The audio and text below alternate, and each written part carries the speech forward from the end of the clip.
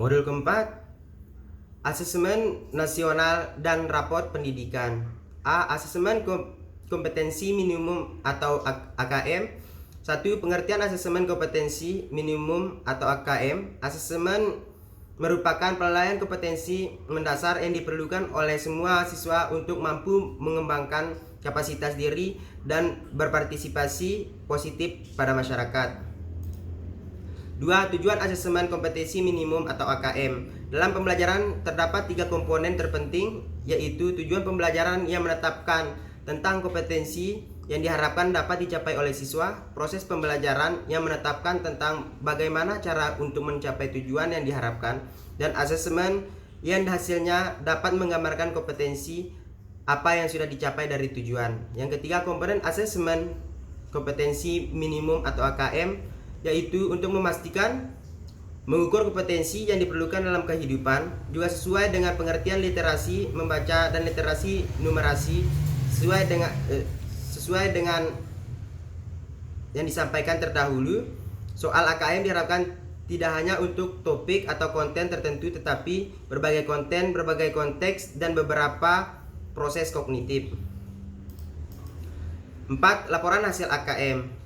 Hasil AKM dilaporkan dalam 4 kelompok yang menggambarkan tingkat kompetensi yang berbeda. Urutan tingkat kompetensi dari yang paling kurang adalah 1. Perlu intervensi khusus, 2. Dasar, 3. Cakap, 4. Mahir.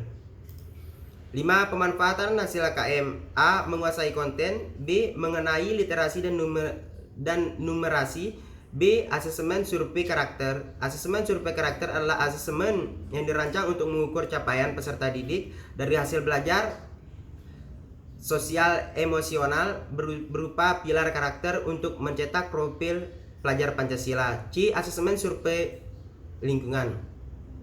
Asesmen survei lingkungan adalah penilaian yang dilakukan untuk evaluasi memetakan aspek pendukung kualitas pembelajaran di lingkungan sekolah. D. Raport pendidikan. Pelaporan hasil penilaian atau asesmen dituangkan dalam bentuk laporan kemajuan belajar yang berupa laporan hasil belajar yang disusun berdasarkan pengolahan hasil penilaian pendidikan. Perlu dilaporkan hasil belajar dalam bentuk raport sebagaimana diuraikan pada prinsip asesmen di atas. Laporan hasil belajar hendaknya bersifat sederhana dan informatif, dapat memberikan informasi yang bermanfaat tentang kompetensi yang dicapai serta strategi tindak lanjut bagi pendidik, satuan pendidik, dan orang tua untuk mendukung capaian pembelajaran.